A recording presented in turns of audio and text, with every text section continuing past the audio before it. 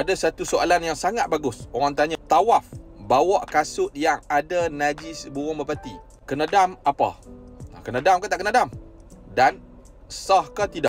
Benda ni soalan yang sangat bagus. Tolong dengar video ni sampai habis dan faham betul-betul. Kena dam apa? Yang pertama sekali, tak kena apa-apa dam. Walaupun dia bawa kasut tu ada najis, ya, tak kena dam. Sebab ini bukan soal dam. Dam dikenakan apabila kita melakukan pelanggaran larangan dalam ihram. Jadi bawa najis tawaf ni tak ada kaitan dengan ihram dan dia tak ada kaitan dengan najis. Okey, itu kena faham yang pertama. Kedua, berkenaan sah ataupun tak sah. Yang ni kena tengok pada konteks. Kalau kata dia tahu kata ada najis, dia tahu kata tak boleh bawa, maka automatik tawaf dia terbatal dan umrah dia tak sah. Dia tak dapat pun. Dia kena ulang balik kalau secara sengaja. Kena faham. Banyak kali dah mana-mana pun kursus duk cakap, duk ulang, tawaf adalah sama seperti solat. Kita kena berada dalam keadaan bersih, dalam keadaan berwuduk. Kalau bawa najis, tak boleh. Kalau tak ada wuduk, tak boleh, tak sah. Jadi, kalau secara sengaja, automatik tak sah. Ni macam mana pula konteks kalau dia tak sengaja?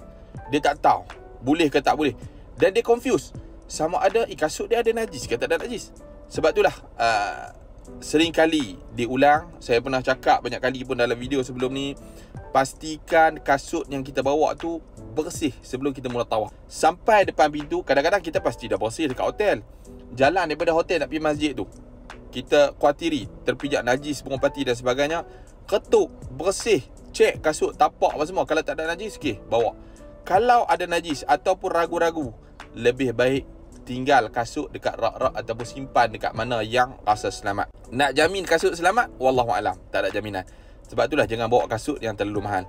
Jadi macam mana konteks kalau tak sengaja ataupun tak tahu? Yang ni saya lebih cenderung kepada pandangan yang kata dimaafkan. Tapi bukanlah maksudkan dimaafkan sepenuhnya. Kalau dah tahu selepas tu kata tak boleh dan sebagainya, mohon ampun dan taubat, berdoa, minta supaya Allah terima amalan kita. Kita tak tahu Allah terima ke tak terima. Tapi para ulama kata dimaafkan atas dasar tak sengaja. Jadi kesimpulan dekat sini, kalau dam, yang pertama tak kena dam, tak ada kaitan. Kalau sengaja tak sah.